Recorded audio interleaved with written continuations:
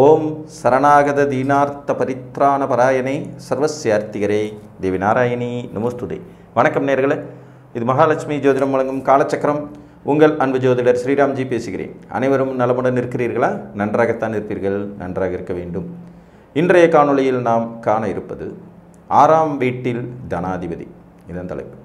ஜோதிட சாஸ்திரத்தில் ஆகாத வீடுகள் அப்படின்னு அந்த 6, 8, 12ஆம் இடங்களை சொல்லலாம். இதில் இந்த 6ஆம் இடம்ங்கிறது ருண ரோக சத்ருஸ்தானம். மனிதனுக்கு தேவையே இல்லாத கடன், நோய், எதிரி, வம்பு, வழக்கு, போட்டி, பொறாமை, வில்லங்கம், விபத்து, கண்டங்கள் இவைகளெல்லாம் கொடுக்குற இடம் 6. இப்படிப்பட்ட வீட்டில் போய் நம்மளுடைய தனாதிபதி, குடும்பாதிபதி, வாக்காதிபதி உட்கார்ந்தா என்ன ஆகும்? இதை தான் இன்றைக்கி பார்க்க போகிறோம். பொதுவாக 2ஆம் அதிபதி மோசமான வீடுகளில் அமரக்கூடாது. அப்படி அமர்ந்தால் குடும்பமே விரோதமாகும். கடனாலேயே வாழ்க்கை பிரச்சனைகளை சந்திக்க வேண்டியது இருக்கும். சொல்வாக்குனாலேயே ப்ராப்ளங்கள் உருவாகும். நம்ம பேசுகிறது பூராமே வில்லங்கமாக பேசிடுவோம். வாக்கு கொடுத்துட்டு மாட்டிக்கிற விதி உண்டாகும். நம்ம தனத்தை அடுத்தவனுக்கு வட்டி கட்டியும் கடனை கட்டியும் இஎம்ஐ கட்டியுமே வீணாக போயிடுவோம். நம்ம குடும்ப உறவுகளே குறிப்பிட்ட காலத்துக்கு பிறகு நமக்கு எதிரிகளாய் மாறிவிடும் விதி உண்டாகும். இதெல்லாமே 2ஆம் அதிபதி 6ஆம் இடத்துக்கு போனால் நடக்கிற விதி. 12 லக்னங்களுக்கும் 2ஆம் அதிபதிங்கிறவர் யார், இவர் 6ஆம் இடத்துக்கு போனால் எப்படி இருக்குங்கிறத பார்க்கலாம். இப்போ மேச லக்னத்துக்கு 2ஆம் அதிபதிங்கிறவர் சுக்கிரன். இவர் 6ஆம் இடத்துக்கு போனால் நீச்சமாகவே போயிடுவார். அப்போ தனமே இல்லைங்கிற நிலைமை உருவாயிடும். குடும்பத்திற்கு செலவழிக்க கூட காசு இல்லாத நிலைமைக்கு ஜாதகர் தள்ளப்படுவார் அப்படிங்கிறது மாதிரியும், ஒவ்வொரு முறையும் கடன்பட்டு தான் வாழ்க்கையில் அடுத்த கட்டத்துக்கு நகர முடியுங்கிற மாதிரியான விதிகளையும் இந்த 2ஆம் அதிபதி 6ஆம் இடத்துக்கு போகும்போது கொடுத்துருவார்.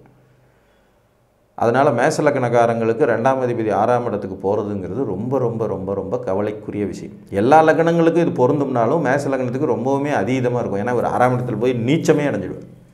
கடன் தொல்லை தாங்காமல் குடும்பத்தை பிரிய வேண்டிய சூழ்நிலை கூட மேசலக்கணக்காரங்களுக்கு வந்துடும். ரிஷபலக்ன ஜாதகர்களுக்கு 6ஆம் இடத்துல புதன் அதிநட்பு நிலைமையில் போய் உட்காருவார். 2ஆம் அதிபதி 6ஆம் இடத்துல எப்படி உட்காருவார்? நட்பு, அதிநட்புங்கிற நிலைமையில் உட்காருவார். பெண்ணாகும் இவருக்கு நண்பர்கள், உறவுகள், சொந்த பந்தங்களுக்காகவே இவருடைய சொத்து பூரா அழியும். இவரே மனம் உவந்து காசை வெட்டித்தனமாக செலவு பண்ணுவார். ரிஷபம் எப்பயுமே பொதுமாட்டு தத்துவம் கொண்டது. அடுத்தவங்களை சுமந்தே தீரணுங்கிற அமைப்பு.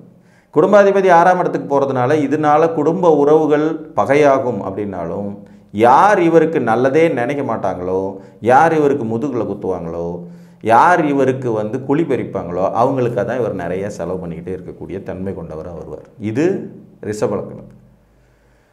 மிதுன லக்னத்துக்கு தனாதிபதி சந்திரன் போய் 6ல் நீச்சம் அடைஞ்சிருவார். மிதுன லக்னத்தை பற்றி கதையாக சொல்லியிருப்பேன் நிறைய காணொலிகளில்.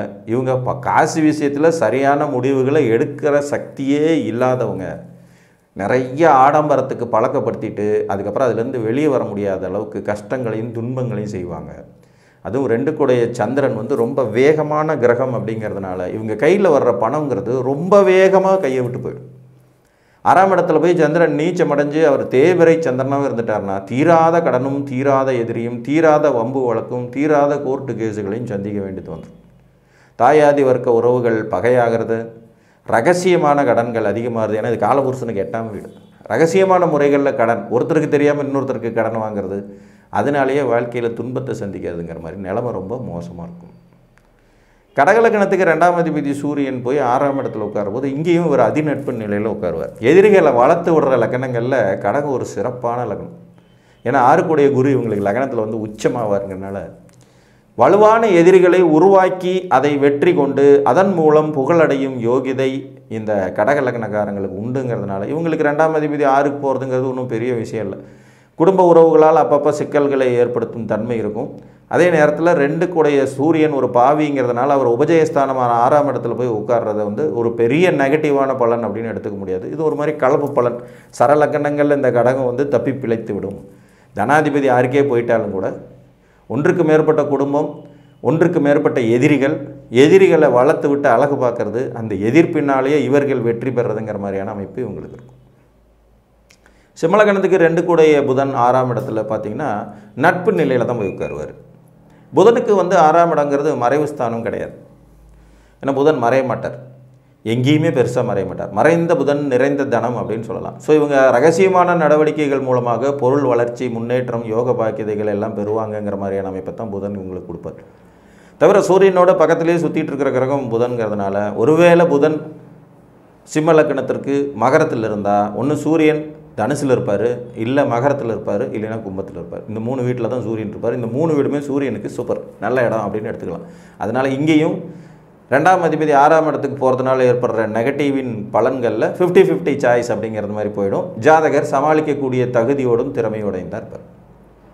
கன்னிகா லக்னத்துக்கு 6ஆம் இடத்துல கும்பத்தில் போய் சுக்கிரன் உட்காரும்போது 2 கூடிய தனாதிபதி, இதுவும் ஒன்றும் நெகட்டிவான வீடு இல்லை. ஆனாலும் 6ஆம் இடம் அப்படிங்கிற அடிப்படையில் வந்துடுறதுனால இவங்களும் கொஞ்சம் கடன் பிரச்சனைகளில் சிக்கும் விதிகள் ஏற்படும். வேலை பார்க்குற இடங்களில் நிறைய கடனை வாங்கிறது, அட்வான்ஸ் வாங்கிறது, முன்கூட்டியே பணத்தை பெற்றுக்கொண்டு வேலை செய்வதுங்கிற மாதிரியான அமைப்புகள் இருக்கும். குடும்பத்தினருக்காக நிறைய செலவழிச்சிட்டு மாட்டிட்டு முழிக்கிற விதி இருக்கும். ஆடம்பர வாகனங்கள், வீடு, மனை போன்றவற்றில் இவங்கள் சிக்கலில் மாற்றுறதுக்காக விதிகளை இது உருவாக்கும். இது நேச்சுராகவே பார்த்திங்கன்னா காலபுருஷனுக்கு பாதகஸ்தானம், இவங்களுக்கு 6ஆம் இடம், ஆனால் நட்பு வீடு. அப்போ ஆட்டோமேட்டிக்காகவே இதுவுமே ரிஷப லக்னம் மாதிரி தான். நண்பர்களால் கடன் படுறது, நண்பர்களுக்கு ஜாமீன் போட்டு கடனை கட்டுறது, குடும்ப உறுப்பினர்களாலேயே மன வருத்தத்தை சந்திக்கிறதுங்கிற மாதிரியான கலப்பு பலன்களுக்குள்ளே மாட்டிக்குவாங்க. துலா லக்னத்துக்கு 2 கூடைய செவ்வாய் 6ஆம் இடத்துல அதிநட்பு நிலையில் இருப்பார். இவர் 2-7 கூடையவர் 6ஆம் இடத்துக்கு போவார், அதிநட்பு நிலையில் இருப்பாருங்கிறதுனால இவர்களும் கொஞ்சம் நண்பர்களால் கடன்படும் விதி கொண்டவர்கள். நண்பர்களுக்காக எடுத்து செஞ்சுட்டு அதில் மாட்டிக்கிற அமைப்பு இருக்கும். ரத்த சம்பந்தப்பட்ட உறவுகளால் கடன் படுற யோக்கியதை இவங்களுக்கு நிறையா இருக்கும். கூட்டு தொழிலினால் கடங்காரராகக்கூடிய விதிகள் ஏற்படும். கூட்டாளிகள் செஞ்சு வச்சுட்டு போன கடனை இவங்க கட்டி தீர்க்க வேண்டிய சூழ்நிலை, அதாவது சகோதர உறவு வைக்கிற கடனை இவங்க தீர்க்க வேண்டியதும் வரும். பூமி சம்மந்தப்பட்ட விஷயங்களில் கடன் பட்ட வேண்டிய அமைப்பு இருக்கும். நட்பு வீட்டில் 2 கூடையும் 6ல் போய் உட்காரதுனால நண்பர்களுக்கு ஜாமீன் போட்டுட்டு அதை கடனை கட்டிக்கிட்டு இருக்க வேண்டிய சூழ்நிலை உருவாகும். கூட்டாளிகள் ஏற்படுத்திய கடனுக்கு இவங்க பொறுப்பு ஏற்பாங்க, ஜவாப்தாரியாகிற விதி உண்டாகும். இந்த 2ஆம் அதிபதி 6ல் உட்காந்து, அதனால் 2ஆம் அதிபதி 6ல் இருந்தார்னாலே மேக்சிமம் கூட்டு தொழில் செய்யக்கூடாது துலா லக்னக்காரங்க. ஏன்னா அவர் 7ஆம் அதிபதி அப்படிங்கிற மாதிரி. அதேமாதிரி வாழ்க்கை துணையை குறிக்கக்கூடிய கிரகமும் 7 கூடைய செவ்வாயும் 2 கூடையவரும் ஒரே ஆளுங்கிறதுனால திருமண வாழ்க்கை சிக்கல்களை உருவாக்கக்கூடிய அமைப்பும் இந்த துலா லக்னத்துக்கு செவ்வாய் மீனத்தில் இருக்கும்போது ஏற்படும் தன்மையுடையாகும்.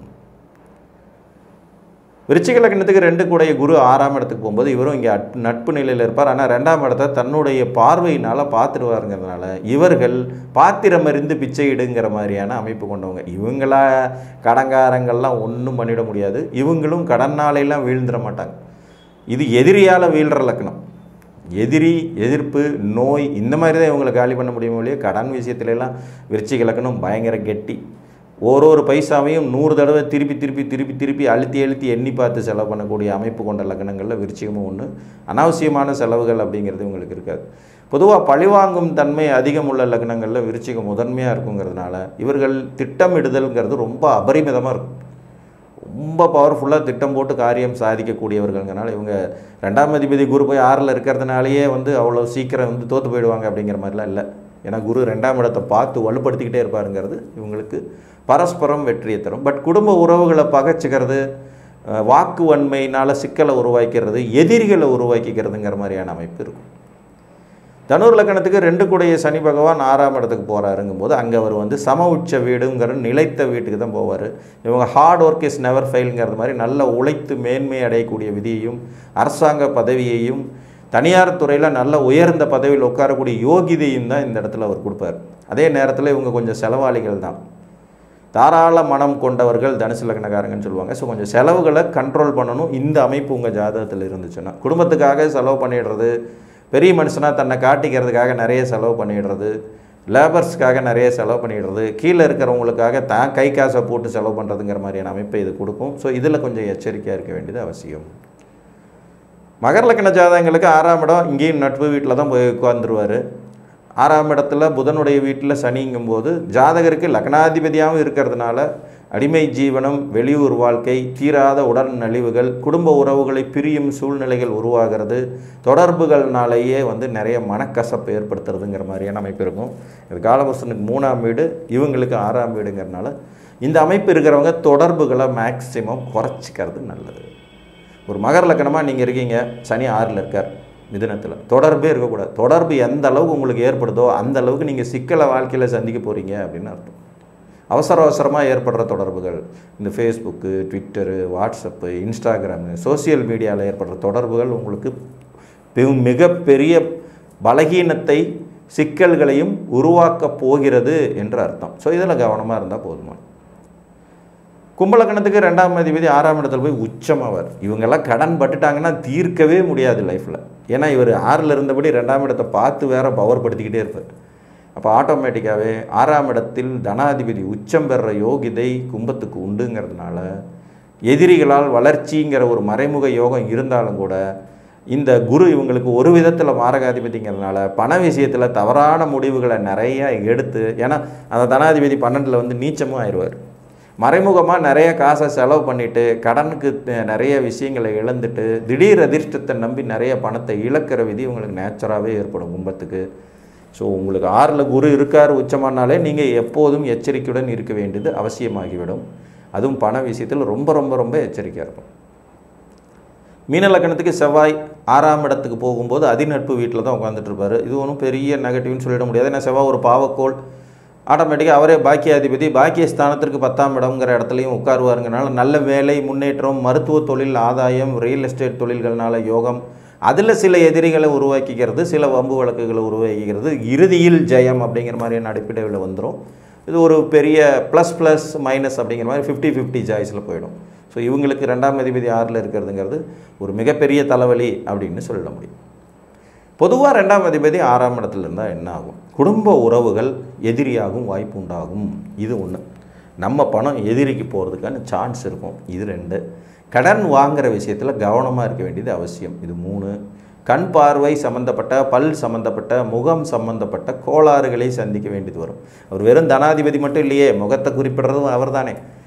அப்போ 2ஆம் அதிபதி போய் 6ஆம் இடத்துல இருந்தால் பல் சொத்தையாகிறது, பல் உடையிறது, மூச்சு குழாய் சம்மந்தப்பட்ட பிரச்சனைகள் வருது, கண் பார்வை சிக்கல் வர்றது, சைனஸ் ப்ராப்ளம் வர்றது, தைராய்டு சம்மந்தப்பட்ட கோளாறு வர்றதும் இதே கொடுக்கறது தான். ஸோ 6ஆம் இடம் நோயை கொடுக்கும், எதிரியை கொடுக்கும், கடனை கொடுக்கும். உங்கள் 2ஆம் அதிபதி அங்கே உட்கார்ந்துருக்கார். கவனத்துடன் செயலாற்ற வேண்டியது அவசியம் என்று கூறி மீண்டும் ஒரு காணொலியில் உங்களை வந்து சந்திக்கும் வரை உங்களிடமிருந்து அன்புடன் விடைபெற்றுக் கொள்வது உங்கள் அன்பு ஜோதிடர் ஸ்ரீராம்ஜி. நன்றி, வணக்கம்.